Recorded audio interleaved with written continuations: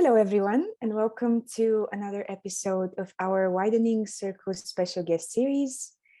If you're not familiar with our work, we're Widening Circles, a peer support community for space holders, that is coaches, therapists, facilitators, people who work with other people in different ways. And in this series, we aim to bring to you some special humans that we feel have something inspiring or interesting or different to say on the topic of space holding.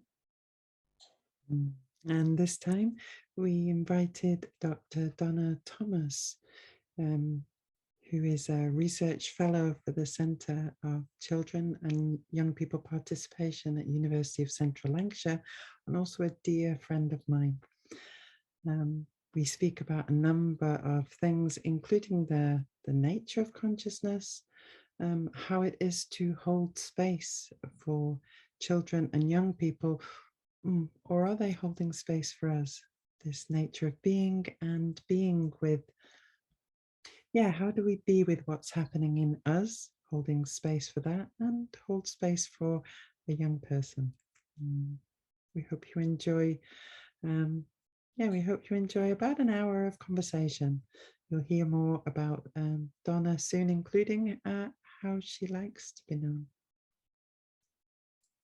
And if you're interested in finding out more about Donna, as well as Widening Circles and the rest of our work, you can check the description below this video and also click subscribe so that next month when we have another special guest, you can be informed and in the know and be able to tune in and listen with us to some inspiring content around space holding.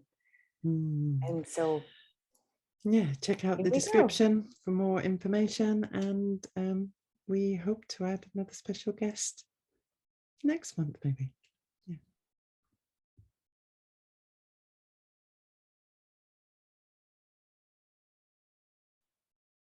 Welcome to Widening Circles.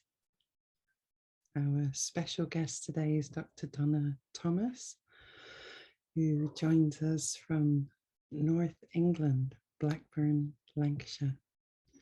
And Donna's a research fellow, Centre for Children and Young People and Participation at the University of Central Lancashire.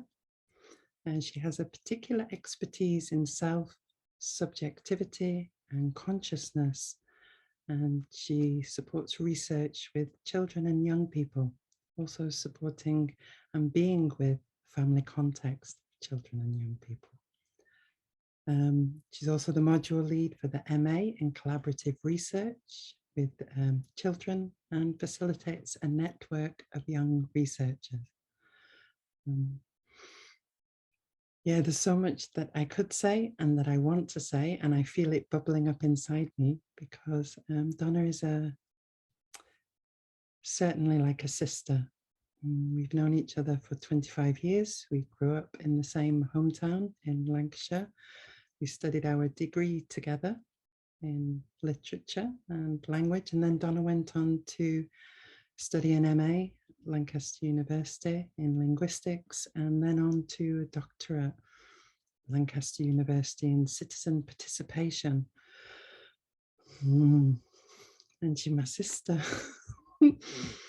And it's a pleasure to welcome you here to be with peers. We've been on a journey now for 4 months. You're our first academic bridge to facilitation and supporting and holding space for others, the other people that have been present, guest lecture, but they're not doing the kind of work that you're doing in the way that you're doing, I think would be the way. And I'd be really interested for you to speak to that, because I don't want to, because I don't know the inner context or how it is for you, because I know you hold research in the university. I know you hold your own independent research. I know you're just concluding a book. I know you write and do field work. I know many things, but I'd be curious to know, and I think maybe the peers are, how would you like to be known today in this moment with us as peers in Widening Circles?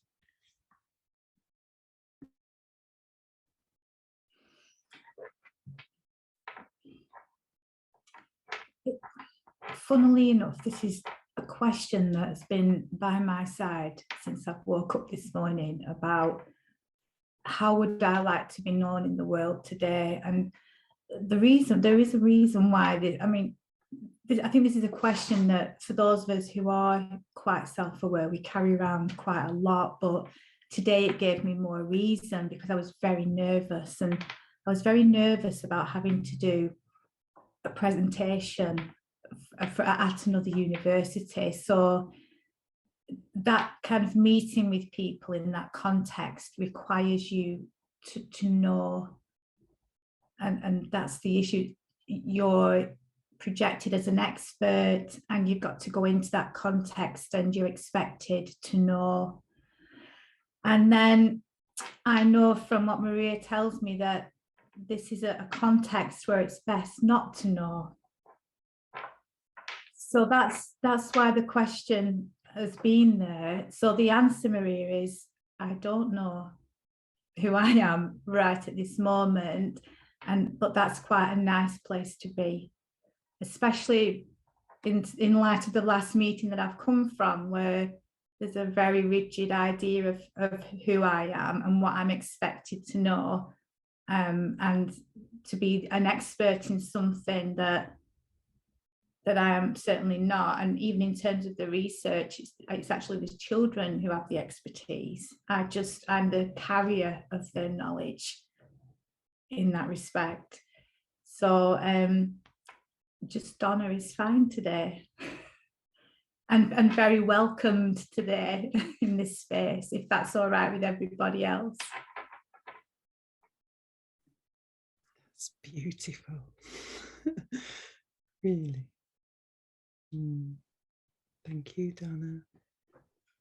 As the time unfolds, you may or may not wish to speak more about your work with children.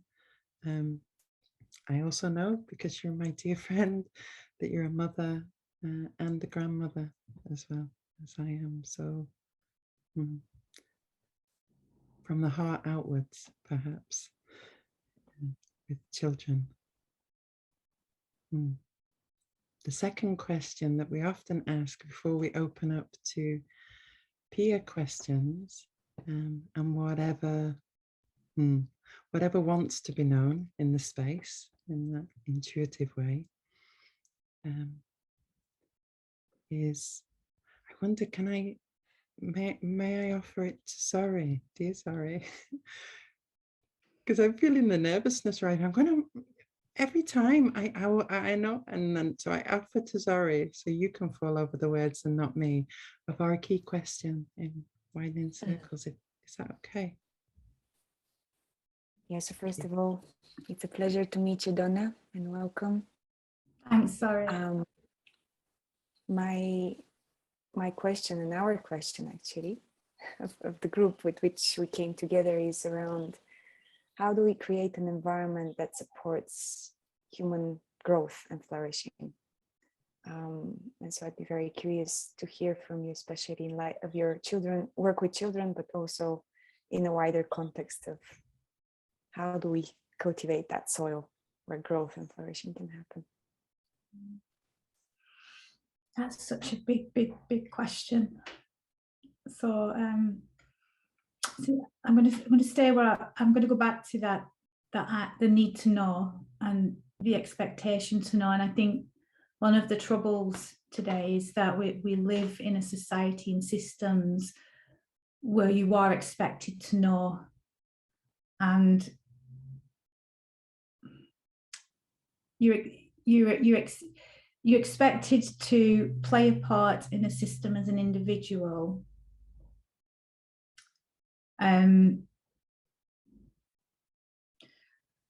expected to know and expected to be part of that system, while at the same time expected to rely on experts to tell you who you are, if that makes sense. So I think it needs to start with us, and I think it needs to start from that space of self-inquiry. And I think that the problem that we do have is that we don't have those spaces for us to be able to really look into who am I, you know, who is this person who is expected to go to that job, who is expected to bring this child up in a way that society is telling me that I should be bringing this child up. So it has to start from us. And we're in a system that doesn't afford us those opportunities to do that, really. So I think a good example might be from, so the research that I am involved with, it explores with children who they are.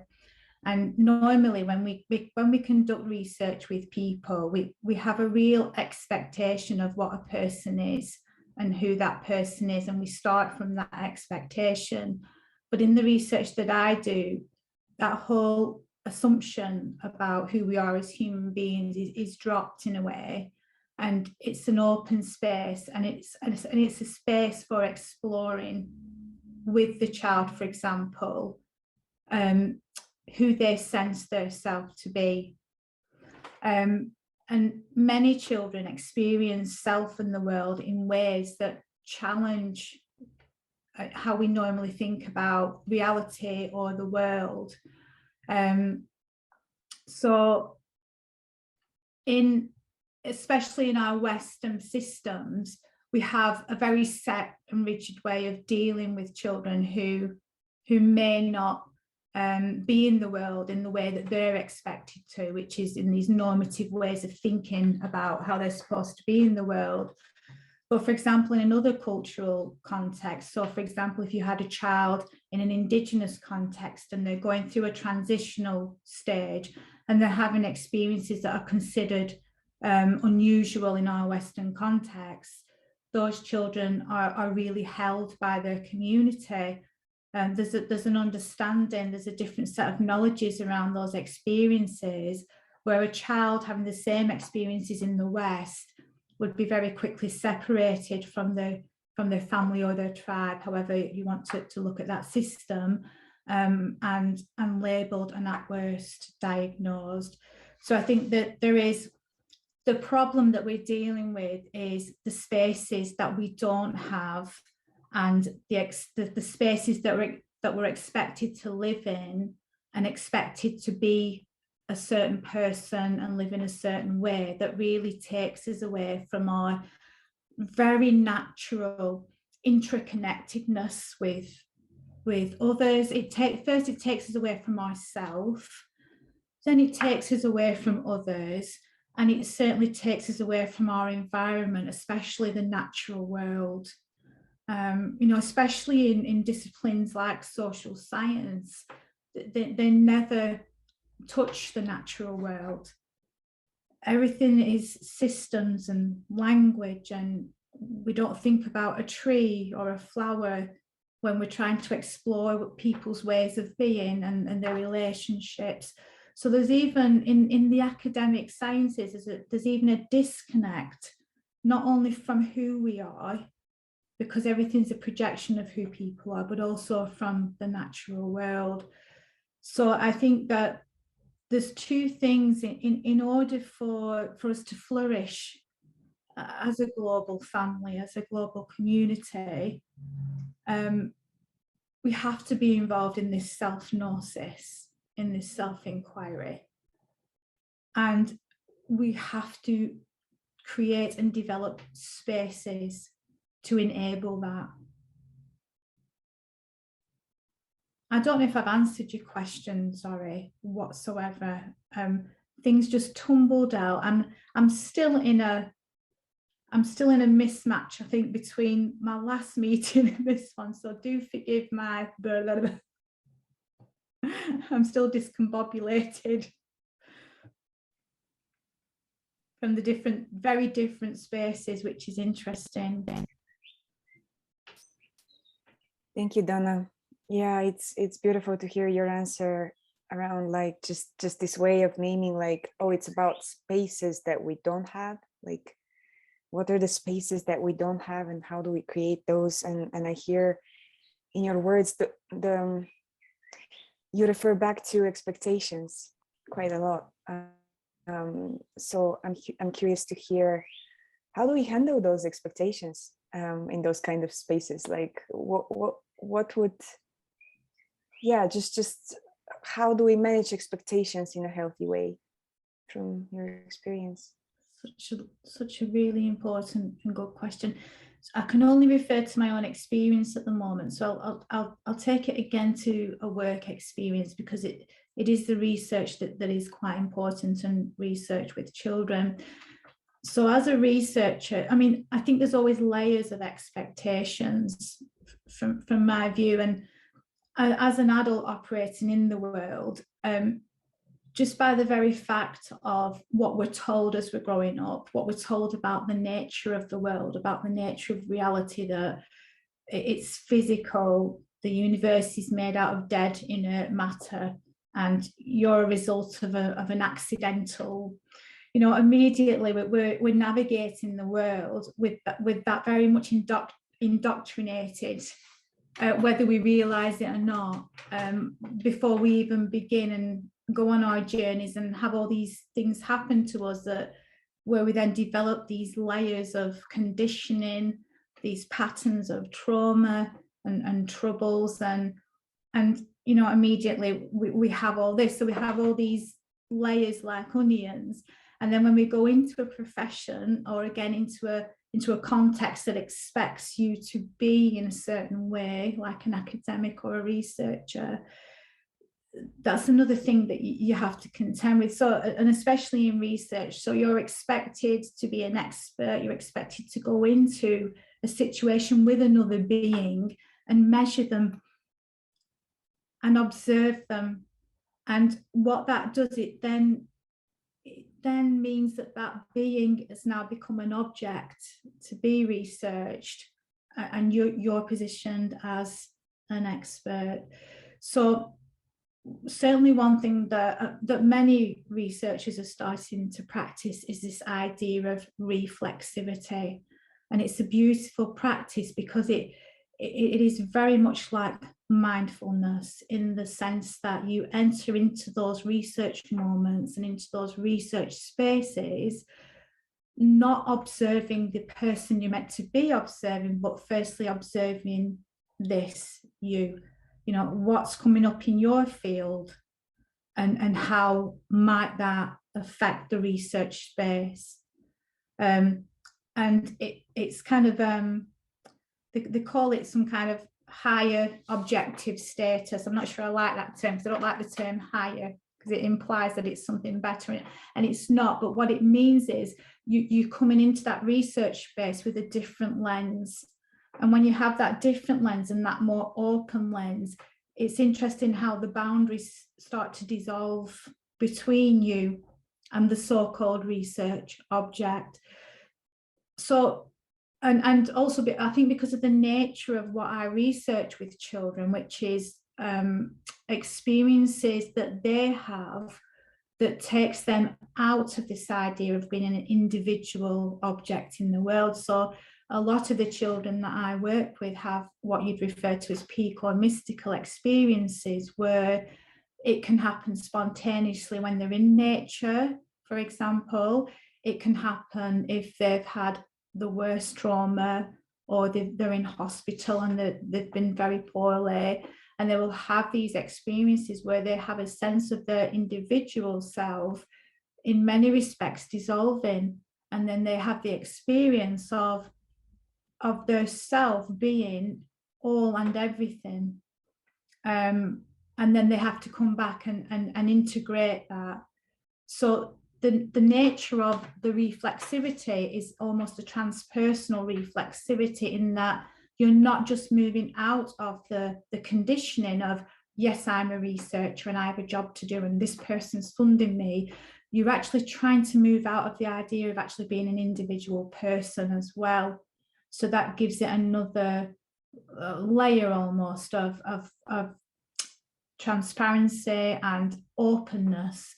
And for researchers, it is scary, because you have to know. So we're going back to I have to know, but actually when you move into that space, you do not know, and you do not know with a child who is 3, and some interesting things can happen. So you want to go in to find out about the person they keep seeing in the room, or the out of body experience that mum's reported and they keep having, and you want to go and explore that with them as part of the research, but they'll talk about poop for half an hour. So, you know, and that's okay, because the point being is that if that's what's emerging in that space at that time, that's what's emerging in that space, and you just have to give more time to that research space, you know. So it's yeah, well, I'm glad Maria's laughing now, so we're doing something right. She's relaxing. That's because I've mentioned poop, isn't it, Maria? You're on mute. I'm so easy, Hannah. This down. I do apologise. I'm from Blackburn. Quite a lot. Oh my God, there are so many things moving through me. Well, one of them is really the deep honor that I'm feeling from 25 years ago now. Donna and I are in degree classrooms, struggling to get through. Like really struggling with what's being offered to us as content. And I look, you know, so that there's a piece of me looking back over the landscape of this 25 years and where and how you've come from something that we know as children in the not knowing, the knowing and the not knowing. And in some incredible way, yeah, feeling such gratitude and honor at how you've moved through. 25 years ago, we were reading things like Terry Eagleton on Literary Review, who would say things like, you can't put your history on ice. You know, like it comes with you. You can't put your own personal experience on ice when you're looking at something, when you're looking at a piece of literature, or there's no, you know, that observer it's influencing. And that was a rare case of seeing that. And now I hear you saying things like, you know, this reflexivity that is like mindfulness, but for a researcher, transpersonal reflexivity, the dissolving, just so many. And you've done that whilst being in academia, like at that, whoa. And also whilst continuing to live in what is Blackburn, Lancashire, is historically and still now a town with high deprivation rates. It's one of the poorest areas, not just in Lancashire or the UK, but in Europe and beyond. And I'm guessing, Donna, you know, I'm 14, 15 years move away from my hometown. I don't know what it is now, but I know, Donna, that you're up close. You're supporting children as philosopher researchers in that context. And so, yeah, the poop did me. I'm like, the poop allowed me to speak, to speak into the space. And I'm seeing others smiling and nodding. And I know we have parents and teachers and facilitators. So I want to open the space up. But is there anything else on that, Donna, that you want to offer before it's opened up to, questions from our dear, beautiful beings, our peers here? I think there's just one thing that popped up when you mentioned education, and I think and the philosophy, and it might link back to Zori's question around things in the environment that would be more conducive to our flourishing, and I think education systems are a huge part of sustaining this idea that we're individuals who should be in competition with each other, and you know, especially because the work is about our next generation, social transformation, our next generation. And I think one of the key things would be vast changes in the educational system. And you know, children don't engage with philosophy in school, and philosophy are those self-inquiry questions. That is self-gnosis, but it's also about deeper questions about the universe, about, you know, what is reality made of, what are we, and instead it's just a rote, I'll say, indoctrination and conditioning of these are the facts, and because of these are the facts, this is who you are, and you don't question, and there's no spaces for that philosophical inquiry as well as that self-inquiry. So I just wanted to, because I think that's another important part of the environmental, the shifts in the environment that we're currently in, and especially at the times that we're in as well.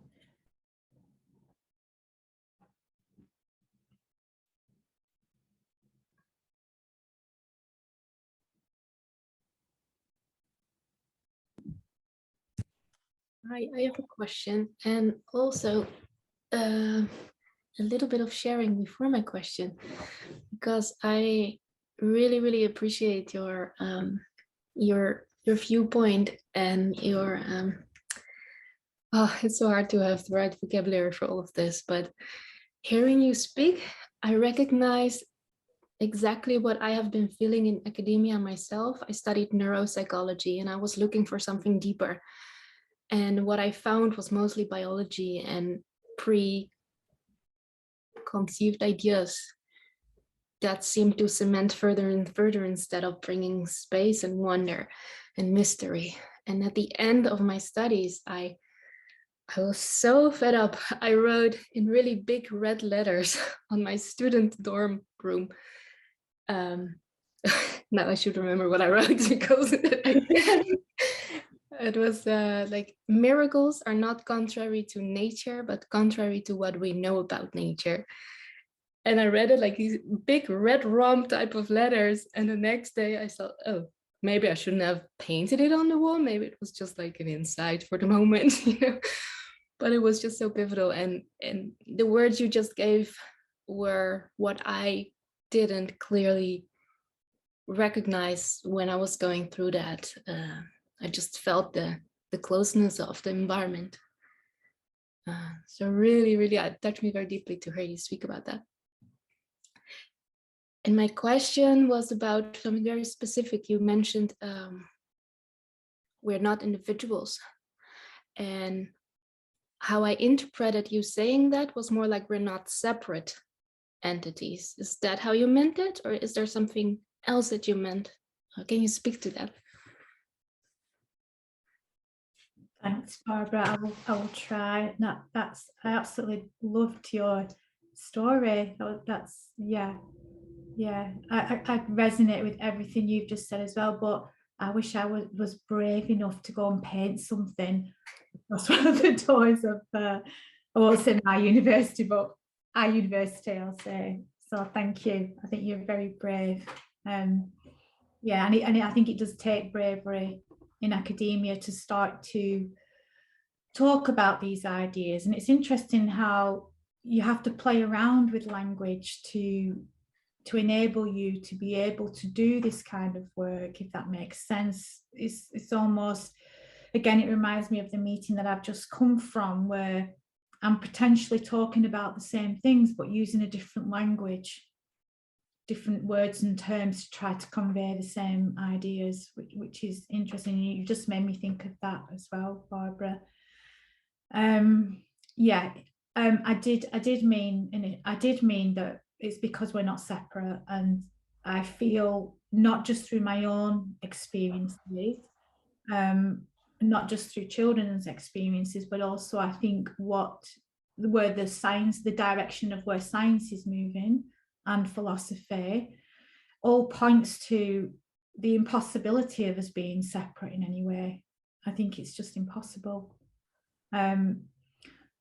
I think that we express individuality, and I think it's sacred and so important that we do express individuality. But I think when you enter into self-gnosis or self-inquiry and start to peel away, you quickly recognize that even something that we might think of as an individual entity isn't there.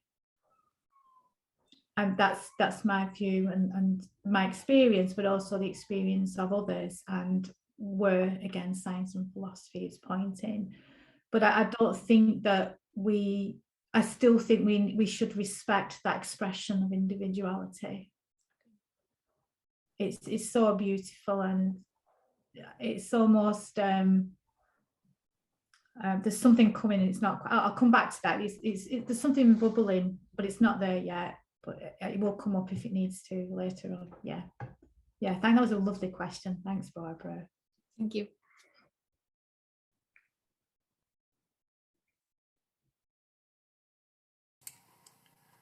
Yeah, thank you, Donna, for all your perspectives. I particularly liked as you were just talking about sort of where do we stand as individuals in this process, because I think it applies to us as facilitators as well. I often notice that the best sessions that I have are the ones where I have no idea what's going to happen, and instead of being a facilitator and somebody who's being facilitated, we both kind of dissolve into this combined process. So yeah, very, very interesting to hear you say that with kids and with research, and in this context as well. It's very affirming. Thank you. And I had a question. As parents or grandparents or people who hold space for children, how can we hold space or encourage that kind of self-inquiry aspect in them, that sort of philosophical aspect, which is curious about all these things?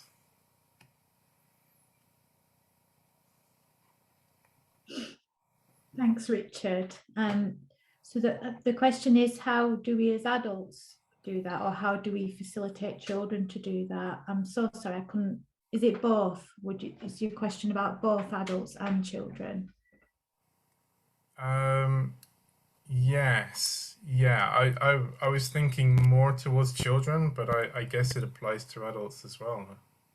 I think we've just answered that then, haven't we? Yeah, because it's no, I'm thinking as you're making me think more about, so that's lovely, and because it is such an interconnected thing again, isn't it? Because as an adult, if you are not attentive and mindful of what's coming here, if you're trying to hold space for a child, for example, who is in a small crisis, or is just feeling some big emotions, or is having an experience that they don't like, or it's in my experience, it's very difficult to hold space for that child again, unless we're tending to what's going on here. So it's a very similar thing.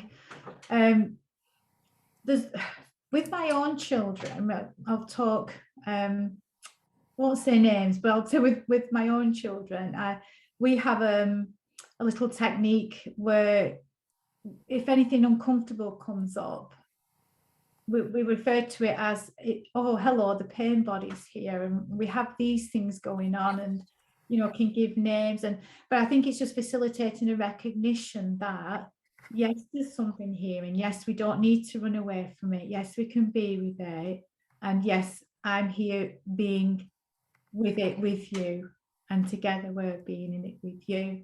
In the research process, what's really nice is that traditional methods can go out the window as well, which is fab. So we can use methods such as art, for example, which then immediately, just by the modality of art, you're already creating a space as well. So that's a holding space, I think, in itself. So children use the art to express who they are, to express their experiences.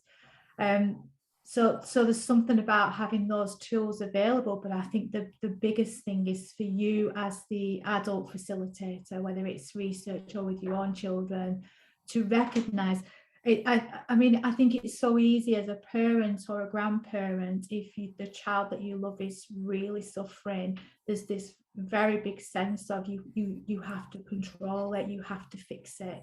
It's a very, very painful place to be.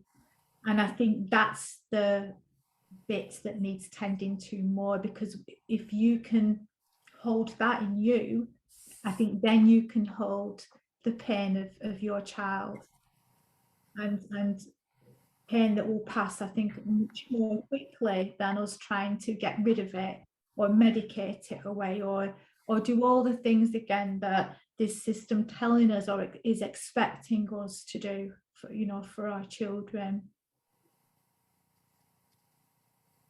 Lovely. I have a sense, Richard, I'm not saying anything that you don't already do and that you don't already know. That's okay, Donna. I know it's a nice confirmation of these things, and something which you know, if I'm being completely honest, I don't remember 100% of the time.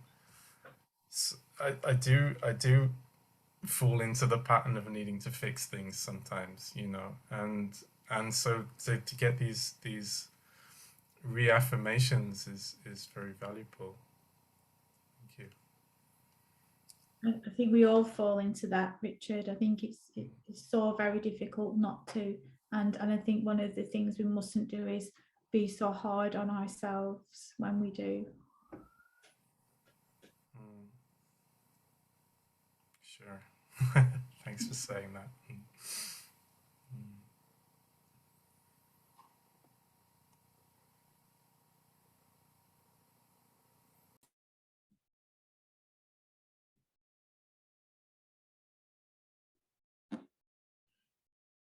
Hi, Donna. Hi, Randy. I'm just so in awe and grateful to hear about the research that you're doing around the nature of self. And it's really like touching and like blowing me up at the same time. Like there's part of it of like, yes, that is our natural state. That is our nature.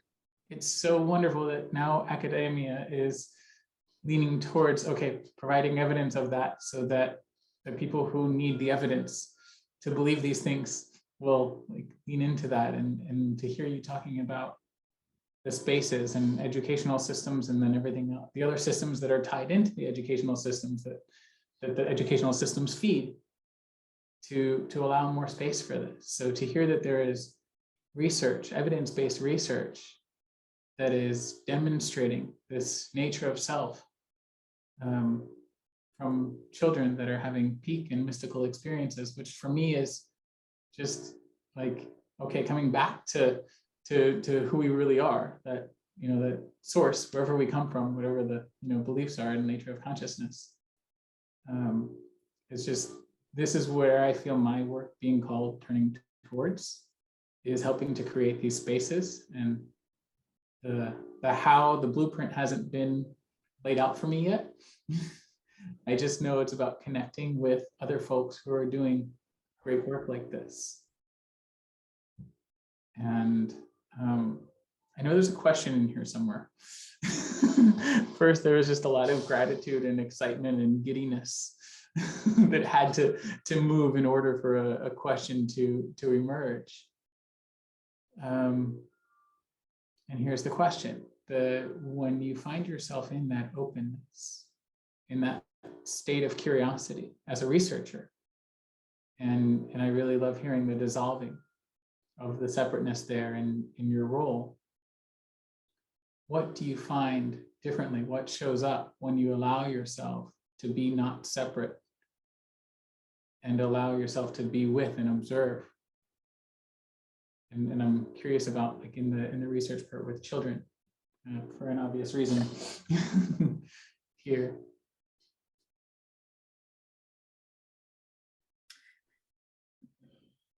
That's an amazing question. Thanks, Randy.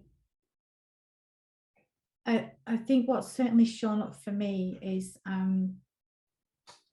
there's certainly a closeness that is not there in a traditional research process, but to see that natural way of being and everything that child, it's not about teaching us, we already know it, but we can't access it as adults. Well, we can access it, but it's really, really difficult. And I think allowing yourself to be in a space where you are so open and vulnerable. There's dare I say, a transmission. I can say that in this space, thank goodness. Yes, it's almost a transmission. Now, there's a lot of talk around go and see an adult, go and see a spiritual teacher, a guru, and if you stay long enough, there will be this presence transmitted, for example.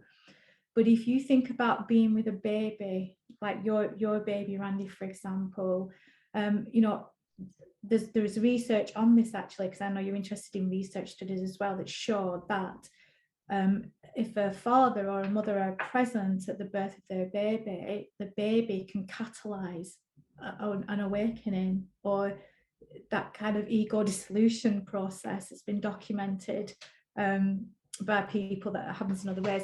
What I'm saying, what I'm saying is that I think children, if you strip away the layers and meet them in a more clearer and natural space, the potentialities of that transmission, and not for them to teach you, but to take your hand and remind you of that's who you are, I think is the biggest difference between meeting those children in that traditional, tightly framed, very coordinated and planned out research space. And I think that also applies to children in your everyday interactions. So not just, but as a carryover. Of course, in terms of research, then you have to work harder to explain it more in research terms. You have to work harder to find philosophical and theoretical ways to justify why you're doing things in the way that you're doing it, and you have to give far more time to research as well. And the data is different. So we don't do statistics and numbers. We do beautiful pictures and photographs. We do music making, play, art. So also the data is very different in that as well. It's a lot more fun too. It's really interesting to notice. Thank you for that, Donna. It's really interesting to notice that the word transmission come to you, and to feel welcomed in this space to say that as something that is coming through you, and to feel the freedom to say that, but then to notice the context. The academic context is like you have to filter that out and translate that into academic speak that will be accepted, of how do I explain this mystical type experience of being with another being. And it is fascinating to have insight into that process for you. Thank you. Yeah, thanks, Randy. And it goes back to those languages I was trying to explain. So coming out of that one meeting with people and having to represent in a certain language, and then coming into this space and feeling so that softening, that loosening, that to be able to say, well, actually, there's a transmission here, and I can say that really freely. So thank you, everyone, for allowing me to be able to speak in the way I'm choosing to speak. It's so amazing. Thank you.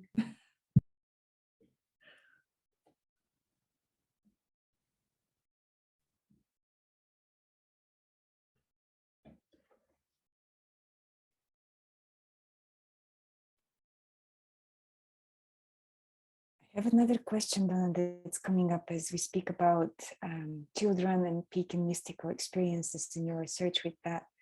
I'm curious, what is that research revealing about human consciousness overall? Like, is there something that's different about working with children with these kinds of experiences that can reveal something more to those of us who have grown up?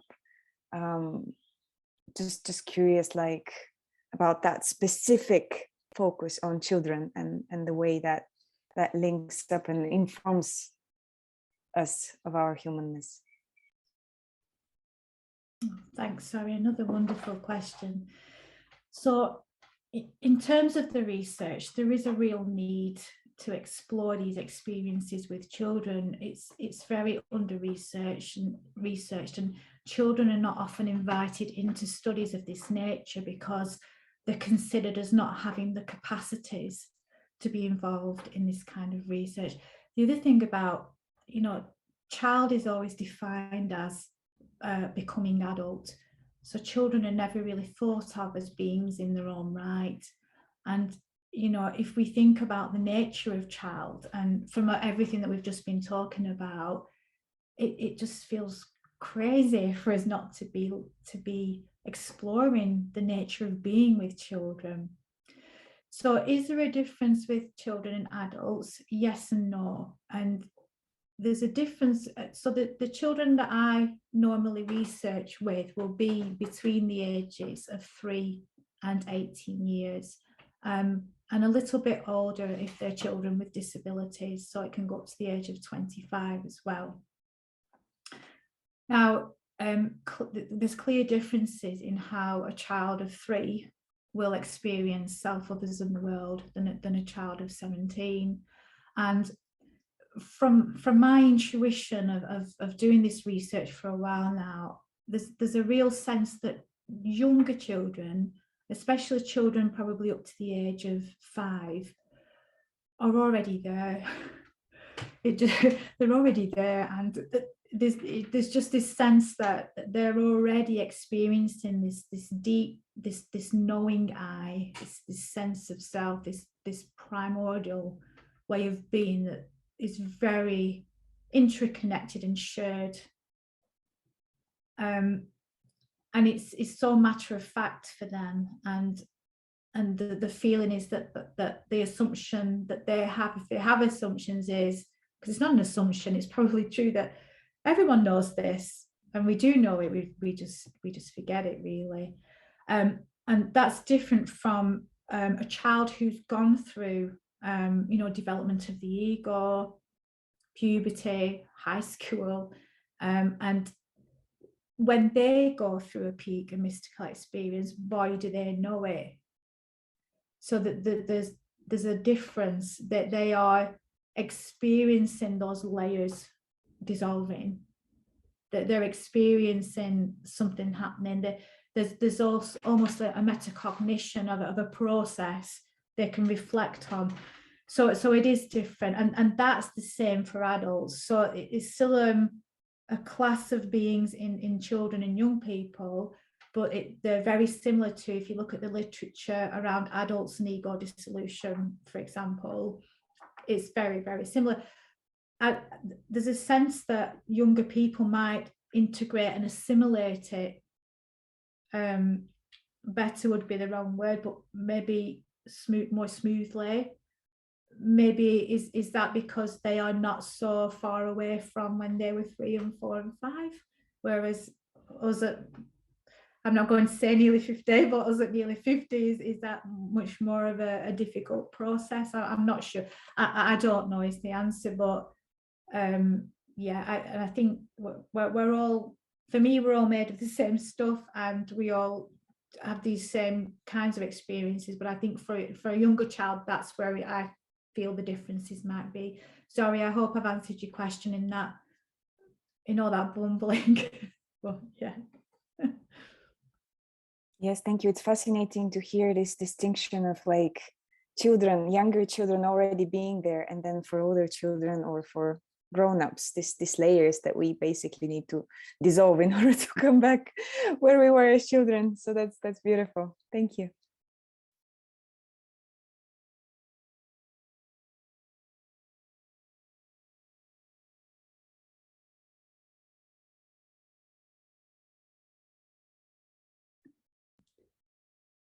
We have just a few more minutes left, I think, and time for another question. If anyone has anything bubbling, or if there's anything from Donna you want to share with us.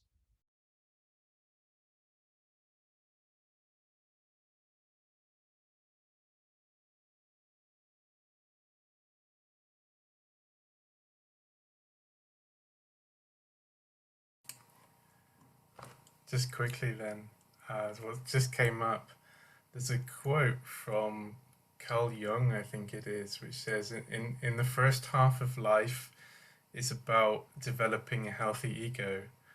And in the second half of life, it's about getting rid of it again, destroying that ego again. What's your take on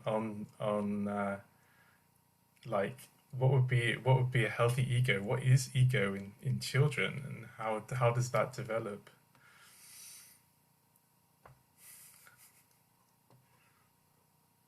Thanks, Richard, for that super difficult question. Oh, sorry. At the last minute. No, it's okay. So Jung, no, it's all good. So Jung felt that younger children were close to what he referred to as the original vision, the ground of being, and that there is this movement towards ego being a movement towards being not so much a separation, but a sense of individuality in the world.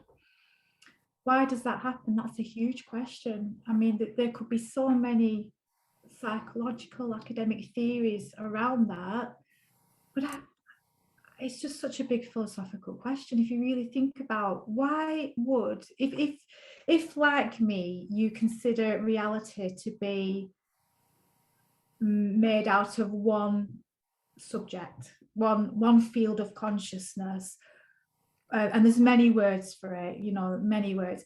Why would that field feel compelled to localize into different and beautiful specks of itself? Well, if I was that, I'd probably, because I'd be bored and want some experience and I'd want to taste difference. I'd want to be able to know who I am and look at myself, and you can't do that if you're just one thing. And I think this is just me going off on a tangent. This is not written anywhere or proven. Well, it probably is written in places, but it's not proven, is what I'm saying. So this is just my take on it. And maybe philosophically there are arguments that might suggest, as human beings, is that why we develop an ego or a sense of individuality? Or why we feel we are seemingly separate, because it's quite counterintuitive sometimes to think we're all one. But counterintuitive to what? Well, it's to what we've been conditioned and told. But what might our direct experience tell us? That might not be so counterintuitive. So again, I'm not sure if I've answered your question, Richard, but that was far too difficult for me. But anyway, that's one we have to all sit with for a long time, I think. Thank you. Thank you for your perspective on that.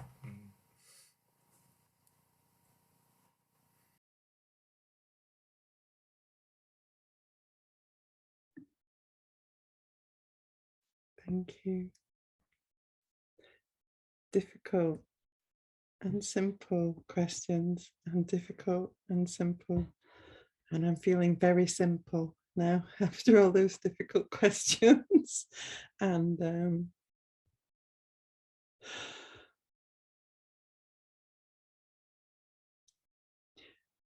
I'm feeling too many things to speak into words when we have just a few minutes left to be together in this kind of way before we move into some open dialogue time together. I want to thank you so much, Donna, for sharing your time with us, for choosing to be with us, particularly on the back of this other academic space, for dropping into the space and bringing so many beautiful reminders and new details of where leading the way in evidencing what we seem to have discussed doesn't really need evidencing for Randy's beautiful being and for all of us when we were tiny, pre-3, pre-5. So grateful for you being here and for all the work that you're doing in the world. Thank you, Donna. Thank you all for having me. It's been an absolute honour and pleasure. And I really appreciate your questions, and I really appreciate the new lines of ideas and thinking that you've given to me today. So thanks, everybody.